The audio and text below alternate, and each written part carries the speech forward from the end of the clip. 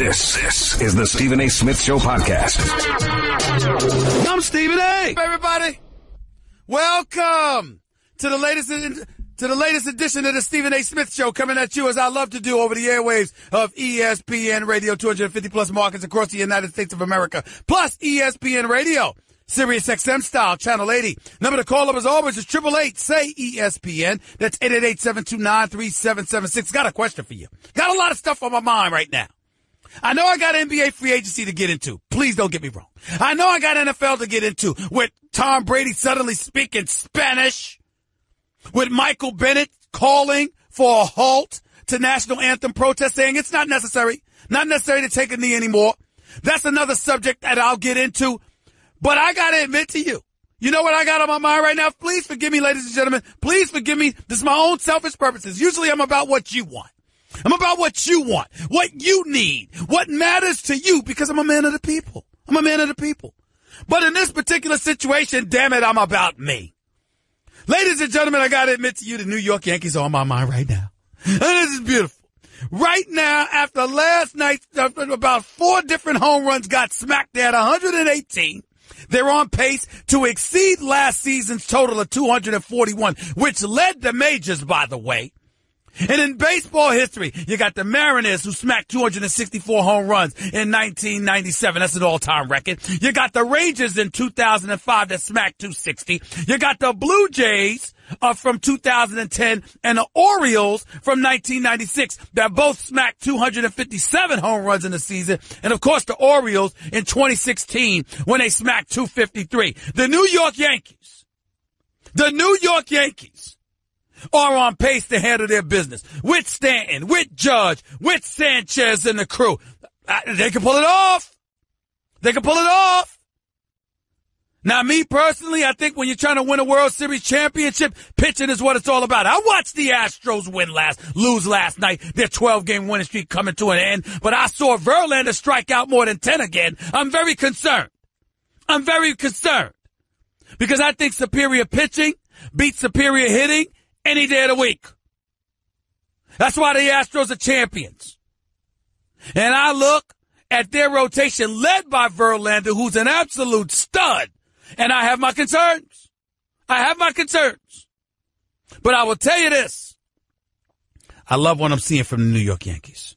I love when I see you out there swinging that hammer. I love when I see you smacking home runs all over the place. And I love the fact that it's happening as a team. See, we could get into the individual awards. Obviously, Barry Bonds has 73 home runs. A lot of people don't want to give him any props for that. They damn sure don't want to bring up Mark McGwire's 70 because of his steroid use itself. So they're going to lean towards Roger Maris's record of 61 home runs in a single season. Hell, some people go to route of Babe Ruth, who hit 60 in a 154-game season as opposed to a 162-game season. And those 8 games is why they would take it away from Roger Maris and give it to the great Babe Ruth. But rarely do we talk about teams that are smacking home runs. On far too many occasions, what we talk about are the individuals. That's what we talk about. And all I'm saying to you right now is, as I watch the Yankees play ball this year and smack one home run after another, as impressed as I am, and as much as I'm salivating over the possibilities for them this season, 48-22 record, flat out balling, in first place in the American League East, Severino doing what he's been doing this year, I do have my concerns. And it's their pitching. That's what I'm paying attention to. This kid Torres handling his business. He's got 14 home runs. Gregorius has missed a share game, still got 14 home runs. Sanchez got 13 home runs. Even though I want that batting average to come up above 191, thank you very much. I'm looking at Judge with his 18 home runs. I'm looking at Stanton with his 17 home runs. And the fact that they're both batting over 250, I'm pleased. But I need more. And what I need is this rotation. Severino is special. Tanaka, yeah, you 7-2, 10-day disabled list. I get all of that. ERA near 5. I don't like that. Don't like it at all. Sonny Gray, ERA's near 5.2. I don't like that. The only guys with decent ERAs, as far as I'm concerned, is Severino and Sabathia. So I'm paying attention to all of this stuff. I'm paying attention. 888-SAY-ESPN. It's 888-729-3776. That's one point I wanted to get into. Here's another. You know, when we read the stories about what's happening with Kawhi Leonard and the San Antonio Spurs and what have you, let's keep our eye on the ball about what's really going on. Yeah, we've heard about mismanagement of an injury and mishandling of an injury, rather, and, you know, didn't like being questioned by Tony Parker and these guys in the team meeting as to whether or not he was really hurt or not. Did he really, really want to play for this team? We saw all of that. We truly did. But I think the part that we can't peel away from, the part that we really have to pay attention to, the part that is just unavoidable in so many respects, is that Kawhi Leonard just wants to be in L.A. My sources tell me he looked Greg Popovich right in the face and said, I want to be in L.A. I want to be in L.A. Period. End of discussion. That's where I'm at. Not that he said that period in the discussion part. I'm just trying to be quite frank and blunt. That's what he said. And if we're going to be honest about it, it shouldn't be a surprise. It's where he's from. He's confident he could get a contender there. I can tell you LeBron's camp is fully aware of what Kawhi Leonard wants to do, because that may play a role in deciding what LeBron James might do. These are all things that we have to pay attention to. It's not about anything else, ladies and gentlemen. It's about the fact that he wants out. And because he wants out and because he wants to be in L.A., you got to wonder what options. You got to really, really wonder what options the San Antonio Spurs may have available to them. You got to wonder about that. Can't be ignored any longer. It really, really can't. We got to get our eyes on the ball here. We got to pay attention to what's going on. We got to understand that, excuse me, this is just what it is right now. And what are you doing from there? We've been talking so much about Kawhi Leonard and the purple and gold, we might have forgot a little bit about the Clippers. DeAndre Jordan has a player option on $24 million. Could opt out. Austin Rivers has a player option on $12.6 million. He could opt out for a longer-term deal. Okay? You got to look at it from that standpoint. They've got a team option on $5 million for Patrick Beverley. Ladies and gentlemen, that's $36 million right there. I apologize. Not $36 million. It's more like $41 million. Right there. You can always exceed the cap and go into the luxury to retain DeAndre Jordan, assuming he wants to stay, which I hear he does not. He'd rather be in Houston. So when Kawhi says he wants to go to L.A., how do we know it's the Lakers? We assume. We believe. We prognosticate. We weigh the pros and cons, and I tell you it's the purple and gold and it's Laker Nation. This is Kawhi Leonard we're talking about here. His brother could work for the CIA. He ain't got anything to say to anybody. He's as quiet as a mouse. We don't know what they're talking about here. We don't know whether they're talking about the Lakers or the Clippers. And why do I even bring up the Clippers and its relevancy? Because I'm thinking about Jerry West. That's why. I'm thinking about Jerry West and the magic he has willed. And if you're in the city of Angels, the city of Los Angeles, I got news for you. You're paying attention to that. Do you know why? Because he's Jerry West. That's why. He's a consultant. He's not making the decisions. The official responsibilities falls on the shoulder of owner Steve Ballmore, executive VP, Lawrence Frank, former head coach of the NBA, and current head coach of the Clippers, Doc Rivers. But if you think for 1 second that Jerry West, the Jerry West, doesn't have the ability to maneuver through this terrain, to make things happen, to find a way, to pull something off, you don't know Jerry West. And by the way, let's talk about another competitive element that we haven't thought about. Has anybody thought about Jerry West going up against Irvin Magic Johnson? Has anybody paid attention to that? Let me give y'all a background story,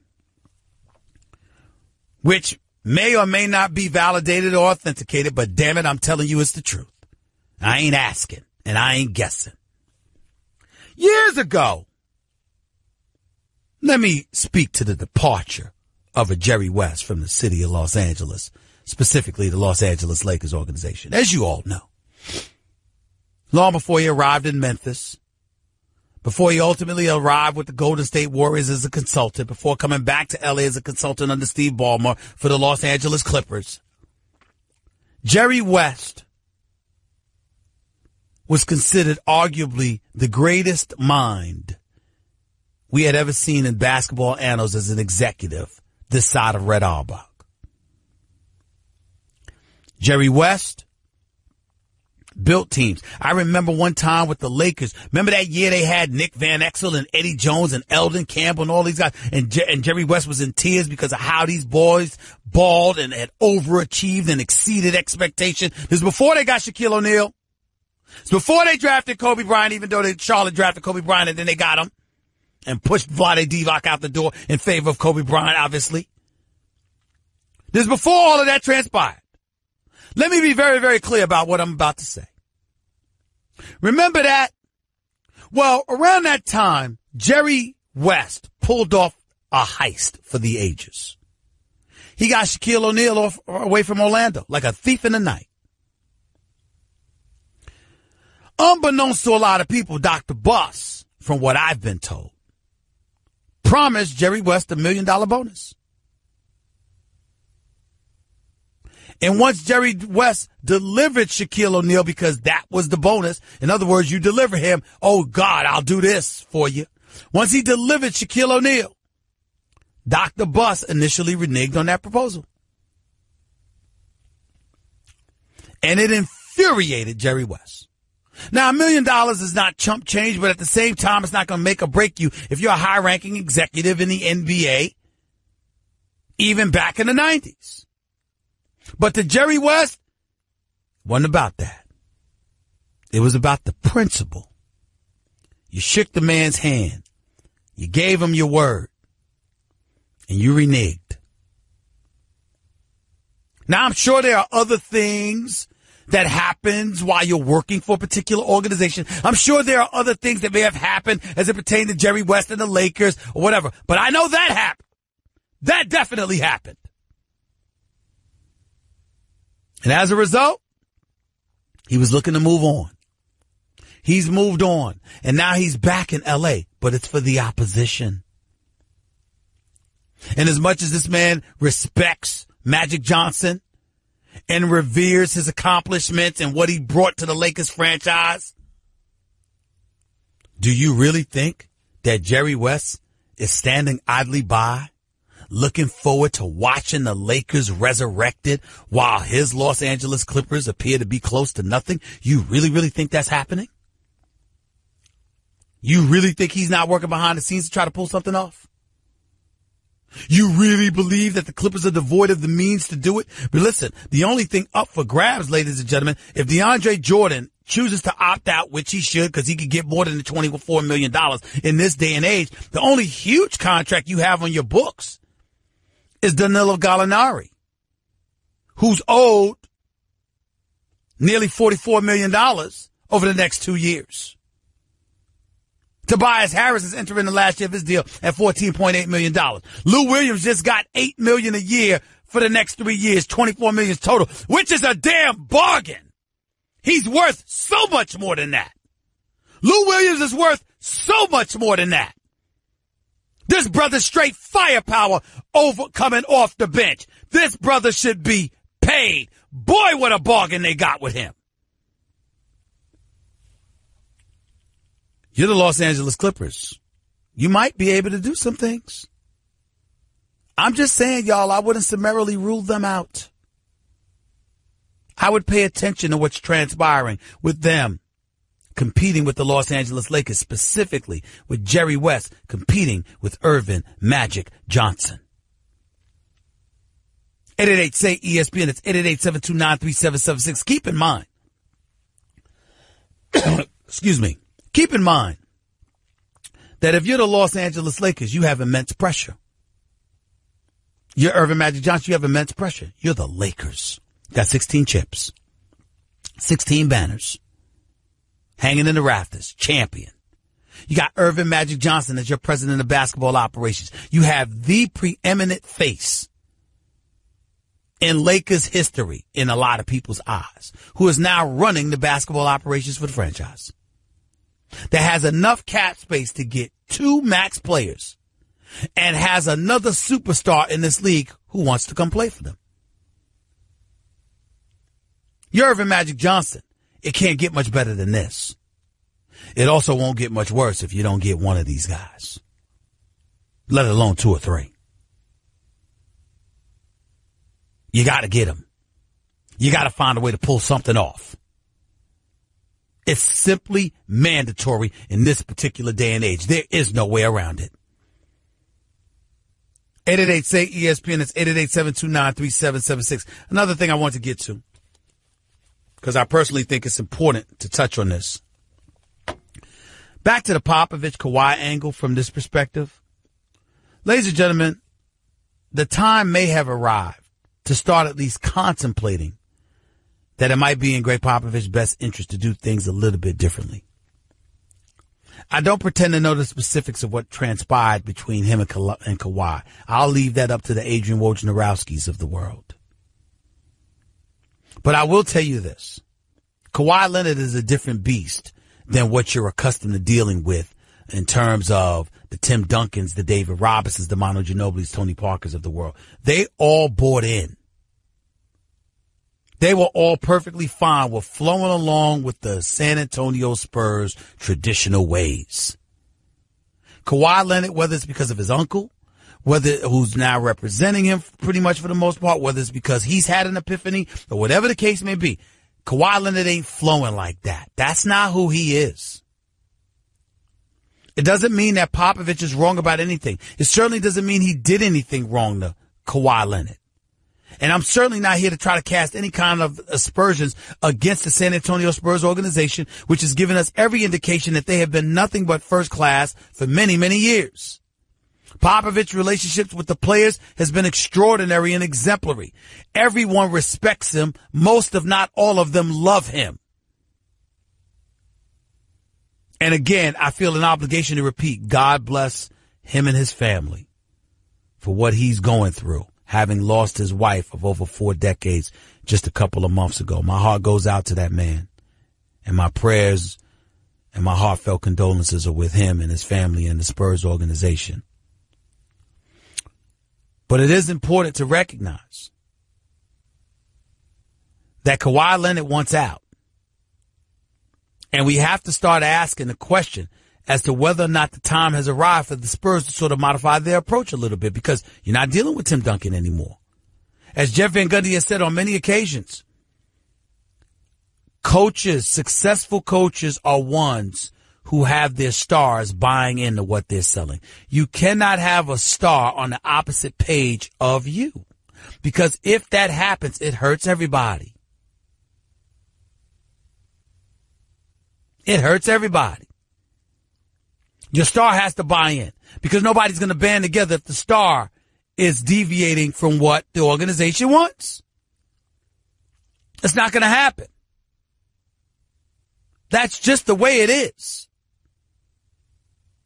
And since Kawhi is different than Tim Duncan, and since he doesn't feel beholden to the Spurs the way Tim Duncan did, the way David Robinson did, and others, you got a different kind of beast that you're dealing with. And if you're Greg Popovich, who's to say you're going to want to? Remember when LaMarcus Aldridge was first coming to San Antonio? He needed a promise from Popovich that Popovich was going to stick around through the duration of his contract, because there were some murmurs as to whether or not Popovich would stick around. Then you got some of the troubles he had with Kawhi this year. Then you have players calling a players-only meeting with them confronting him, and Steven Jackson, a former champion with the Spurs, revealing to all of us publicly, there's no way that Tony Parker and Manu Ginobili and those guys would have done that thing, would have confronted Kawhi in that way, had it not been for Greg Popovich's blessing. And then after that, you have Greg Popovich. So if you have all of that going on, what is Popovich's temperament? How long is he for this? And when you got one of the top 3 players in the world who's playing for an organization that's been in the postseason 20 consecutive years, that have 5 rings to show to validate their greatness and their first-class stature as the gold standard of the NBA, arguably, and the man don't want to play for you, should that give Greg Popovich cause to pause? I think so. 888-SAY-ESPN is the number to call. Your calls on the Yankees, on NBA free agency, on Greg Popovich and Kawhi Leonard, and then some up next. And that's before I get into some NFL talk, by the way. You're listening live to the Stephen A. Smith Show, ESPN Radio.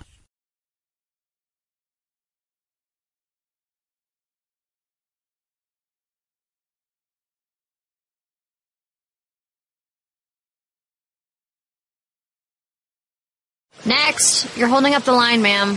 What did you say? You're next in line for the water slide, ma'am. Feet forward and enjoy the ride. Okay, dearie, this does look fun. Whee-oh, you melted me. I've melted. The Wicked Witch of the West on a water slide? Surprising. What's not surprising? How much you could save by switching to Geico. See what you've done. Oh! Geico. 15 minutes could save you 15% or more. You're listening to the Stephen A. Smith Show podcast. Mixon in the Bronx. You're live with Stephen A. What's going on, man? How are you? Steven, what's going on, brother? How's everything? I'm good, man. Talk to me. What's up? Remember when they called after that 9-9 stand, Giancarlo, 5 strikeouts, everybody's crying? I told you, we'll be fine. Stop right there. Stop right there. Stop. Whoa. Don't lie. Don't misrepresent your position. The fact of the matter is nobody was saying that the guy was a bust. What we were saying is, damn it, you can't strike out 5 times in one game. I mean, that's pretty bad. It doesn't matter what he's doing right now. It's still bad. Mixon, if he struck out 5 times tonight, I'd still be saying the same thing. I mean, damn, foul the ball off or something. It's just a bad look to foul the strike out 5 times in one game. You even got to admit that. Absolutely, but you know what? This team, it's one guy after the other pick me up, and you know what? These young kids are amazing. Well, I will tell you this. That's all nice, good, and dandy. But damn it, I'm sniffing a World Series championship here. I'm worried about them damn Astros, okay? But I'm sniffing a world championship here, Mixon. And I'm here to tell you something right now, all right? When you're striking out 5 times in one game, or you got other guys that's picking you up, but they're young, how confident is that going to be for you when you're going up against experienced championship caliber pitching come postseason time? Come on now. You know your baseball, Mixon. Come on. Gotcha. All right, go ahead, buddy. So I'm really hoping Scott Perry and these guys get it together, and you know what? I hope they stick true. Don't trade this pick. Because you know what? Next year is going to be a wash again. And hopefully we're in the top 3 next year. Okay. For the, and you know what? Kyrie, Kawhi, all that. I don't want to hear about it until they're free agents. I don't want to trade anything because you know what? That's just going back to the same old. All right. Let me stop you and ask you a question. Right now, when you look at the Knicks, Mikal Bridges out of Villanova, Trae Young out of Oklahoma, Michael Porter Jr. out of Missouri, even though he only played 3 college games because he was supposedly injured with the back and the hip stuff. I ask you this question. Which one would you take if they all fell to you? I like this kid Sexton, but I would say Bridges. Okay. I like Sexton a lot out of Alabama. I'm a fan of his, and I'm not a fan of Ntilikina. So that might be the route I would go to. He just got to work on his J. Okay. I appreciate it, Mixon. Thanks a lot, buddy. Appreciate the call. Let's go to King in Los Angeles. You're live with Stephen A. Talk to me, King.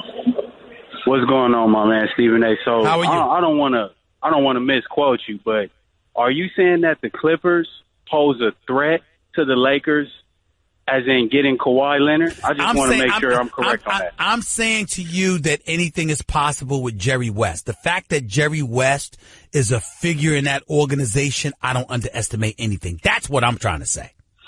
Okay, well, from my understanding, Kawhi has, from last night's meeting, he told Popovich to his face, I'm not sure if this is verbatim, but he prefers the Lakers over the Clippers. Now, yes, he said he wants to go. He said he wants to go to Los Angeles and preferably the Lakers, but he wants to be in Los Angeles. I just said, okay, but what if that can't be pulled off, but the Clippers can? What you gonna do then? Turn down returning to L.A.? I don't know, but go ahead. Well, my thing is this. We all know why he prefers the Lakers over the Clippers. That's pretty much self-explanatory. No question. And I think the uncle is angling him towards the Lakers for this exact reason. The uncle may be from that Magic Johnson era where he grew up just like you. He probably loves Magic and believes in him just as much as you does. So maybe that's why the uncle is trying to steer Kawhi towards there, because he knows as a richer organization, you know, the Lakers are loaded with assets, and they can get more done for Kawhi as opposed to the Clippers or any other team out there. Okay. Listen, here's the bottom line. If you're Kawhi, you want to be a member of a star-studded organization in your hometown. I can't hate on that. That's really what it comes down to, King. Doesn't it? You're right about that. All right, bro. Thanks a lot for the call. Appreciate you, man. Ray in Brooklyn, you're live with Stephen A. What's up, Ray? Stephen A. Smith, is always a pleasure, brother. Always Thanks for a taking pleasure, the phone man. call. Thank you. Go ahead, buddy. Yo, Stephen A., real quick, up at the morning time, the gas station that I go to, Rob, they always, they got this thing called gas station TV, right? Yeah, Stephen I see A., it. they got this. Stephen A. Smith, I'll be pumping gas. I'm not looking at the screen, but all of a sudden you hear, I'm Stephen A., right? It's 5:30 in the morning. It's terrible. They always show your rants, too. Yo, Stephen A., you became my morning going. I'll be laughing. Stephen A., as far as the Yankees is concerned, I was listening to the Michael Kay show the other day, and somebody said something prolific, something I've been thinking, that the Yankees aren't really running on all cylinders right now, and yet they're still a force to be reckoned with. Okay. They mentioned about the Red Sox being on all cylinders right now, and the only way they can really go is down unless they do some changes as it pertains to pitching or whatever. My question to you is this, Stephen A. Smith. How far you think, as a Yankee fan, we are? What do you think 2 moves you can make right now on the Yankees got to solidify us? I think you need an ace the caliber of Verlander. I don't know who that is. I wish you could get a Max Scherzer from the Nationals. I would love for something like that to happen. I just want somebody the caliber of Verlander in that rotation with Severino and those boys. And I would give anything if the Yankees, despite how loaded they are, if they got somebody like Mike Trout, which won't happen. Yeah, but if you're asking me for my fantasy, I would tell you a Scherzer and Trout. Yeah, that should put us right over everything, right? That's right. Because here's my thing with the Yankees.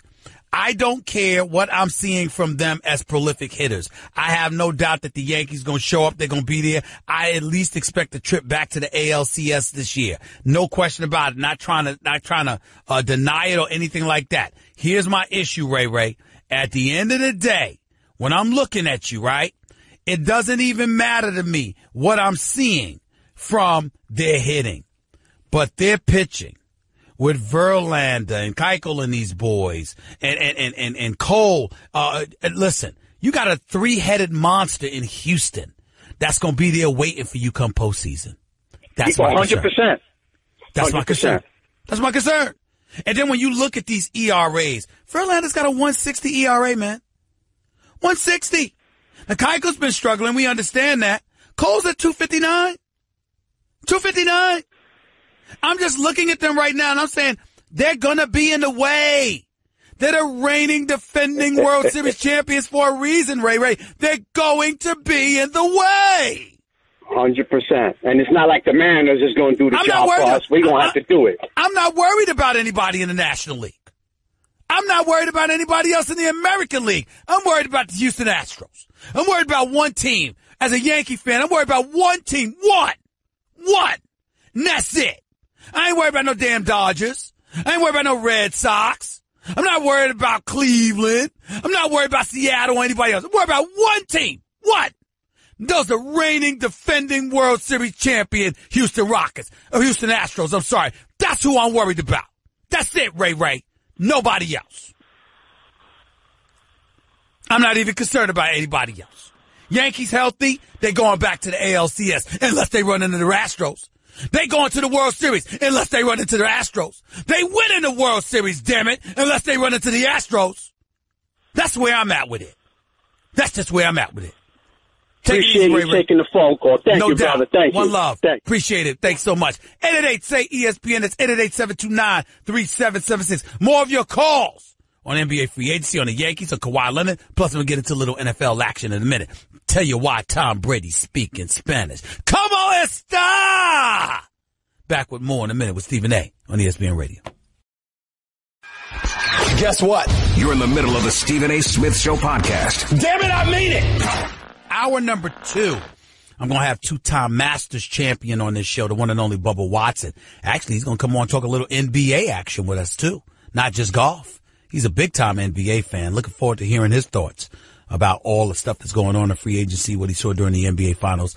Obviously, what transpired this past weekend at the U.S. Open, so that'll be interesting to see. Plus, the great Jay Billis, college basketball analyst extraordinaire. This NBA draft coming up. It'll be very, very interesting to talk to him as well. Looking forward to talking to my buddy Jay Billis at the top of hour number 2 of the Stephen A. Smith Show right here on ESPN Radio.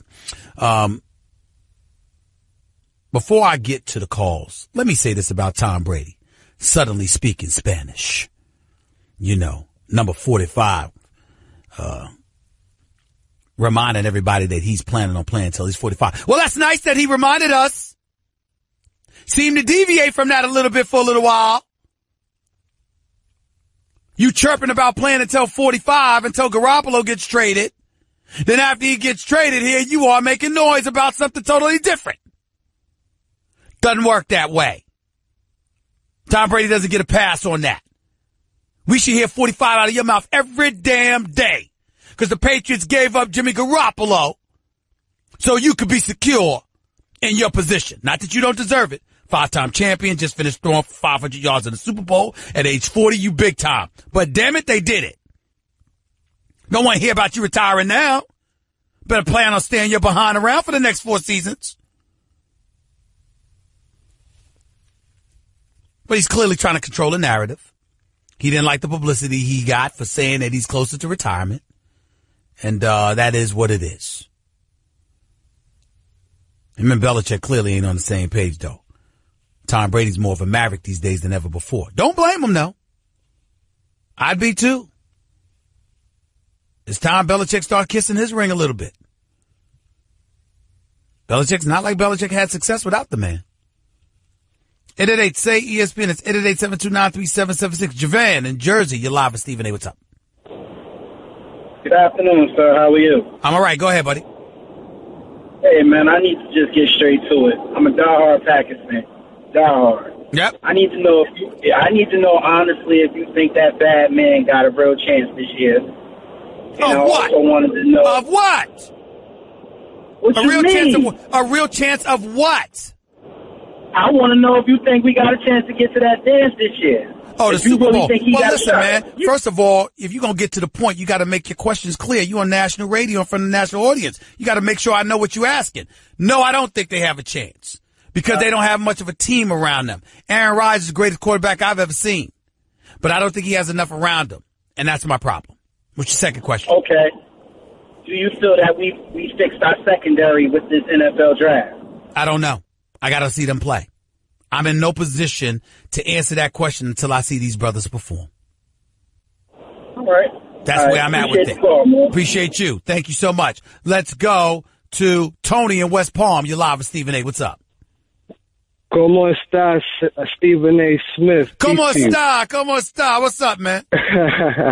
Just a quick question, man. You know in the league how you do.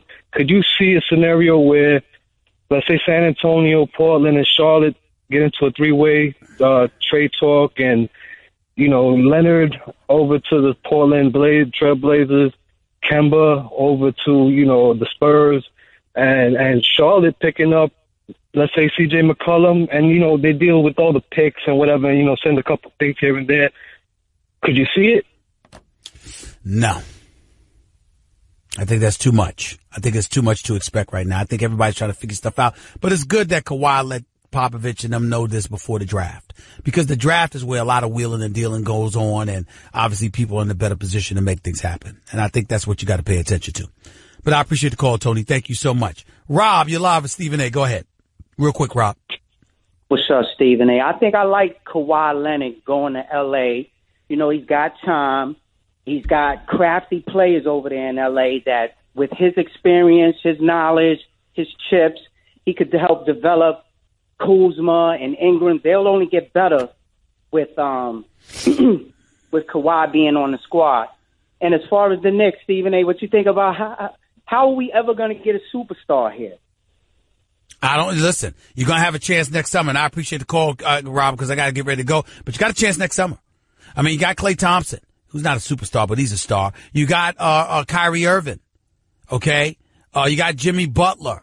You possibly might even have Kevin Durant available in the free agency. You know what? You got to make it attractive enough. Listen, these guys make money no matter where they go. They're marketable in the age and the advent of social media no matter where they are. And on top of it all, they don't have to deal with the microscopic media attention in New York that comes with being in New York. So there's a lot of incentives not to come to New York. And I didn't even bring up James Dolan. Damn. Hour number 2 up next with Stephen A. on ESPN Radio. That's just a sample of what you'll hear on the Stephen A. Smith Show. Weekdays at 1 p.m. Eastern on ESPN Radio and the ESPN app.